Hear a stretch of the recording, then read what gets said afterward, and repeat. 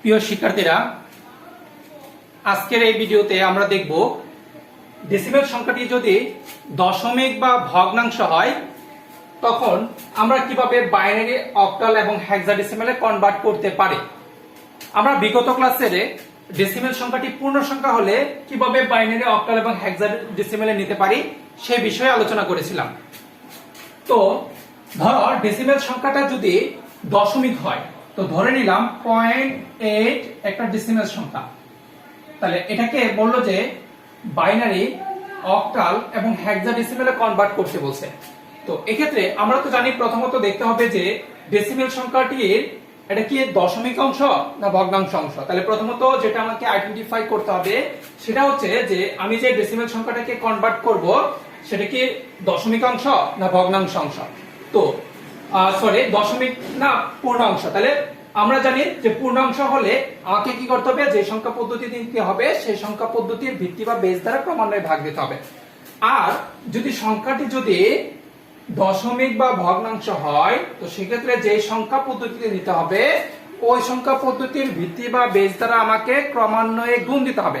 তাহলে আমি কি বললাম, যদি পূর্ণ সংখ্যা হয়, যদি পূর্ণ সংখ্যা হয় তখন আমাদের কি করতে হতো, যে সংখ্যা পদ্ধতিতে নিতে হতো সেই সংখ্যা পদ্ধতির ভিত্তি বা বেস দ্বারা আমাকে ক্রমান্বয়ে ভাগ দিতে হতো। তো যেহেতু ডেসিমেল সংখ্যাটি দশমিক বা ভগ্নাংশ সেহেতু যে সংখ্যা পদ্ধতিতে নিতে হবে ওই সংখ্যা পদ্ধতিতে ওই সংখ্যা পদ্ধতির ভিত্তি বা বেস দ্বারা ভাগ না দিয়ে আমাকে কি করতে হবে, ক্রমান্বয়ে গুণ দিতে হবে। তাহলে এই গুণের কাজটা আমি কতক্ষণ অবধি পর্যন্ত কন্টিনিউ করব, যতক্ষণ অবধি পর্যন্ত না গুণফল শূন্য অথবা পৌনঃপুনিক না আসে। তো পৌনঃপুনিক বলতে আমরা কি বুঝি, পৌনঃপুনিক হচ্ছে একই মান বারবার আবর্তন হওয়া বা একই মান বারবার আসাকে আমরা বলি পৌনঃপুনিক হওয়া। তো এরকম আমরা জানি যে 7 এর উপর যদি এরকম একটা থাকে তাহলে এটাকে বলে 7 পৌনঃপুনিক। আর 7 পৌনঃপুনিক সমান আমরা লিখতে পারি 777, অর্থাৎ অসংখ্য 7, বারবার এই 7 এর মান আসতে থাকবে। অথবা এখন যদি এরকম থাকে যে এত, তাহলে এর মানে হচ্ছে 12 12 12 আসতে থাকবে, তাহলে এটাকে আমরা বলি পৌনঃপুনিক বা একই মান বারবার আসা। তো এক্ষেত্রে যদি গুণফলের মানটা পৌনঃপুনিক আসে তাহলে আমার গুণের কাজটা কি করে দিতে হবে, বন্ধ করে দিতে হবে। তো এক্ষেত্রে আমরা প্রথমত 0.8 কে বাইনারিতে নিব। তাহলে বাইনারিতে নিতে গেলে প্রথমত নিয়ম অনুসারে আমাকে কি লিখতে হবে, কত দ্বারা গুণ দিতে হবে, 2 দ্বারা গুণ দিতে হবে। কেন 2 দ্বারা গুণ দিতে হবে, কারণ বাইনারি ভিত্তি বা বেজ হচ্ছে কত, 2।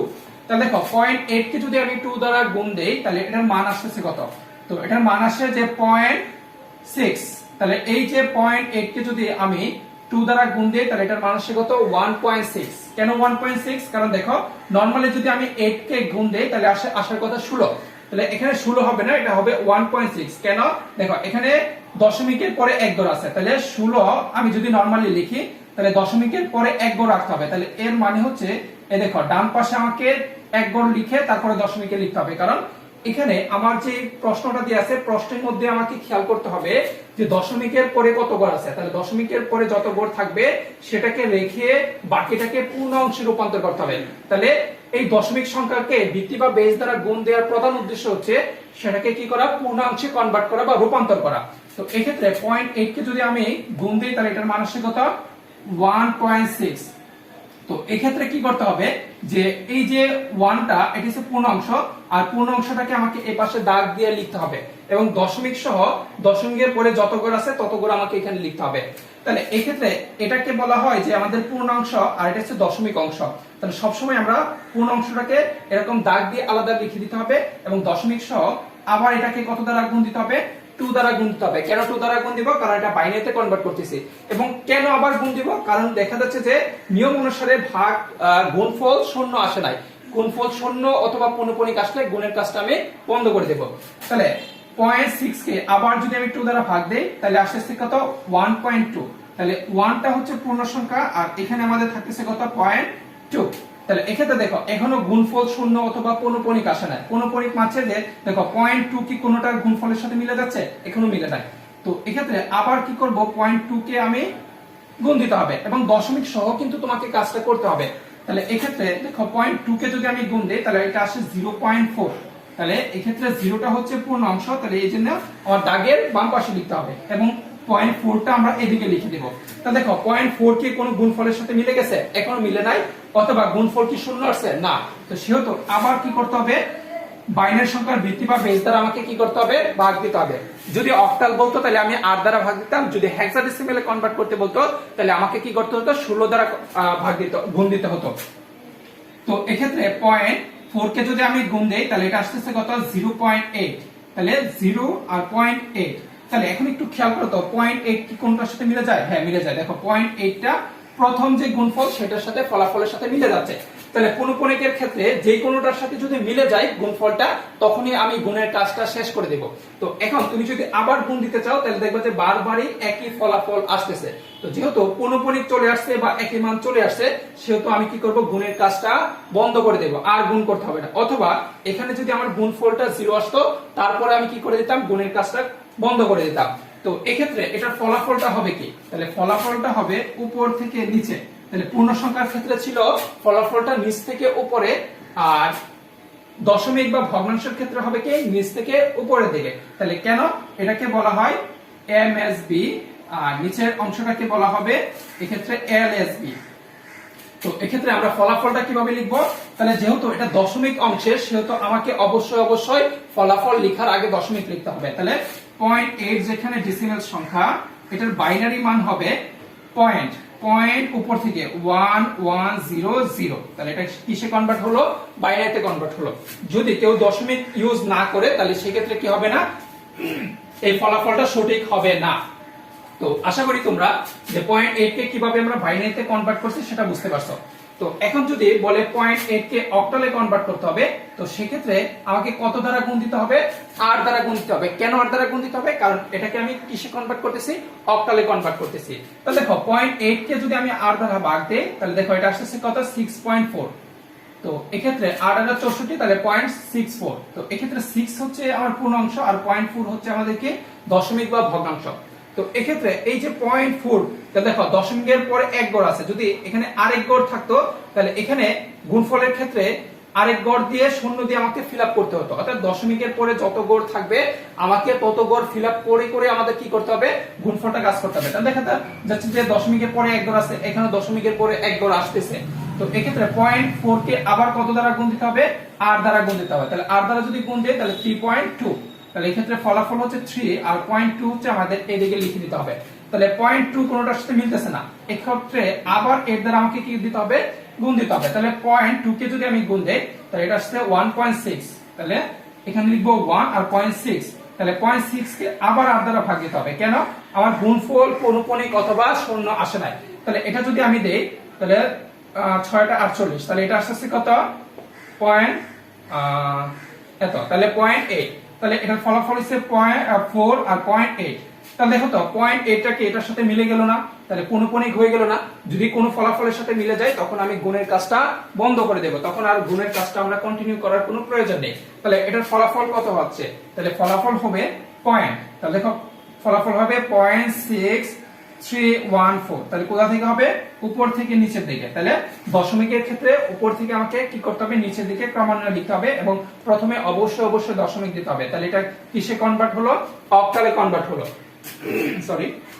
তো এখন আমাদের বলছে যে হেক্সাডেসিমেলে কনভার্ট করতে হবে। তাহলে 0.8 কে কত দ্বারা গুণ দিতে হবে, 16 দ্বারা গুণ দিতে হবে। তাহলে দেখো তো 8 কে যদি 0.8 কে যদি আমি 16 দ্বারা গুণ দিই তাহলে আমরা জাস্ট সরাসরি ক্যালকুলেটরের মাধ্যমে করে দেব, যে 0.8 লিখবো ইনটু 16 দ্বারা আমি গুণ দিব। তাহলে দেখো এটা আসতেছে হচ্ছে, এটাকে যদি আমি গুণ দিই তাহলে আসছে 12.8।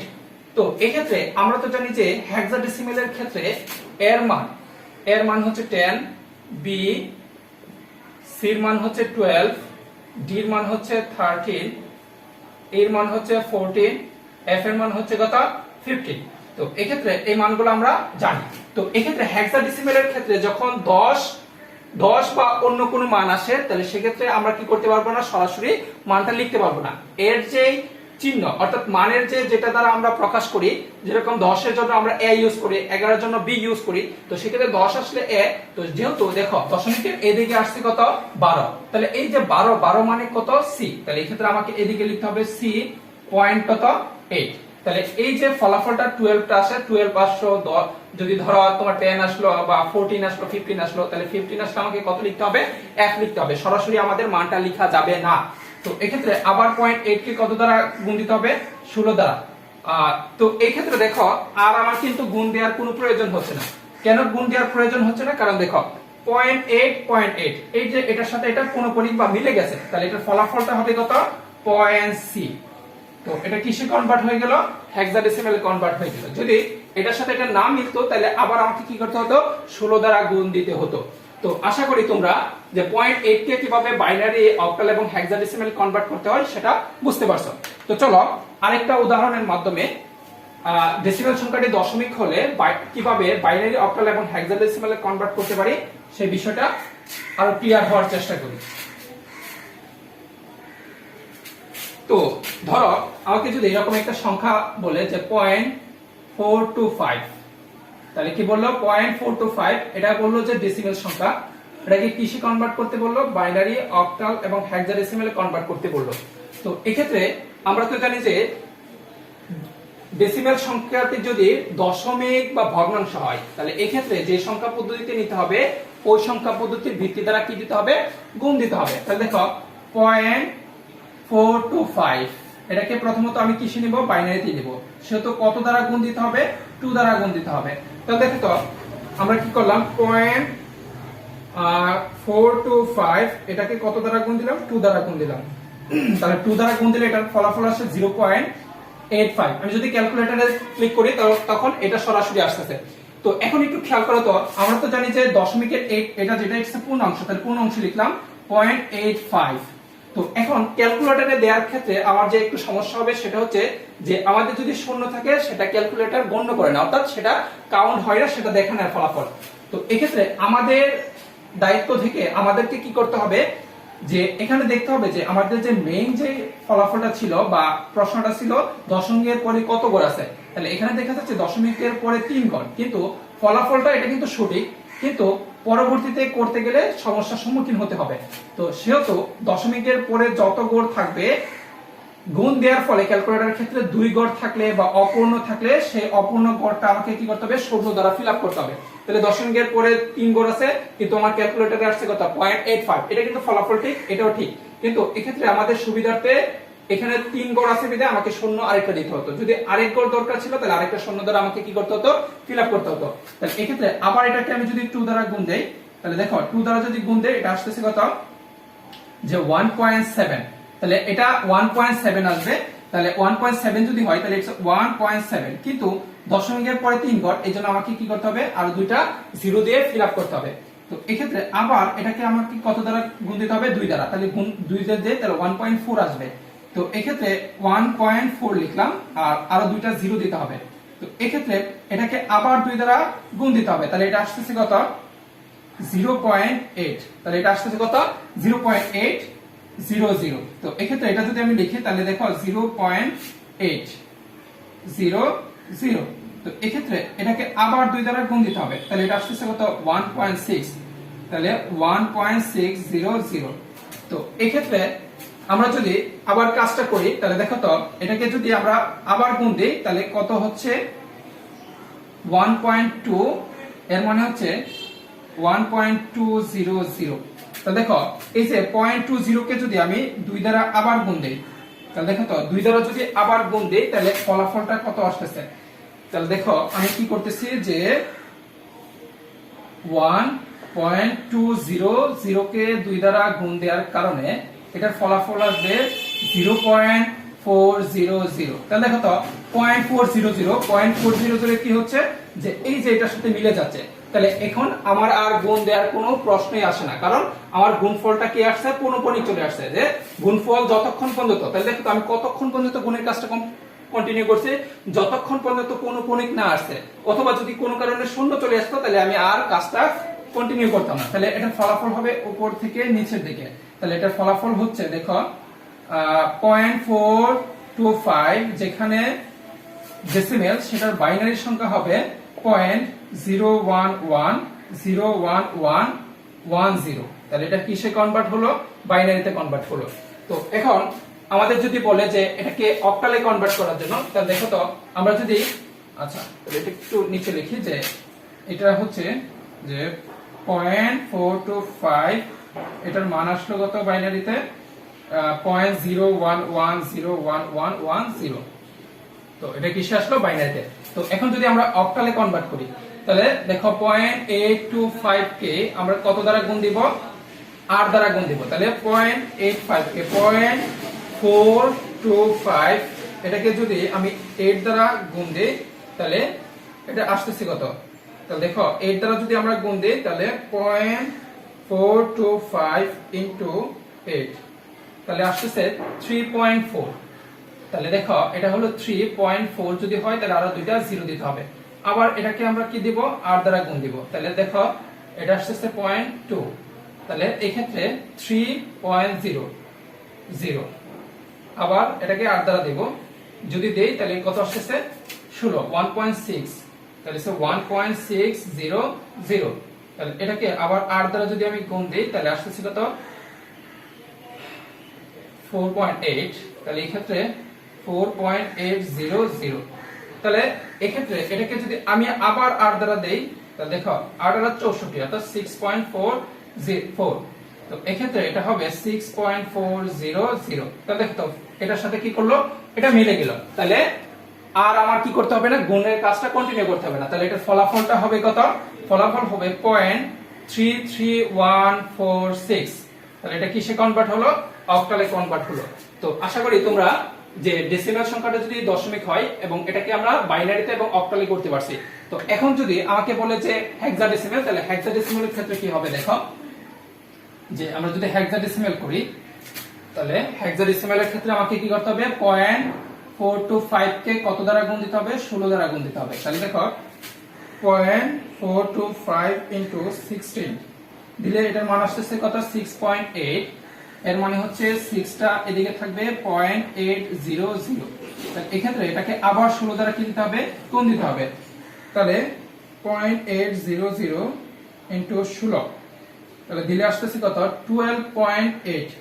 এখন একটু খেয়াল করো, 12 তো আমরা লিখতে পারবো না, 12 মানে কত, 12 মানে হচ্ছে c, তাহলে এখানে লিখবো c.800। তাহলে দেখো এটার সাথে এটা মিলে যাচ্ছে। তাহলে এটার ফলাফল হবে কত, যে 0.25 যেখানে ডেসিমাল সংখ্যা, সেক্ষেত্রে এটার হেক্সাডেসিমাল মান হবে 0.6c। তো আশা করি তোমরা বুঝতে পারছো যে ডেসিমাল সংখ্যাটি দশমিক হলে কিভাবে আমরা বাইনারি, অক্টাল এবং হেক্সাডেসিমালে খুব সহজে কনভার্ট করতে পারি। তো আশা করি এই জাতীয় ডেসিমাল সংখ্যা যদি দশমিক হয় বা পূর্ণ সংখ্যা হয়, তাহলে তোমরা খুব সহজেই অন্য সংখ্যা পদ্ধতিতে কনভার্ট করতে পারবা ইনশাআল্লাহ।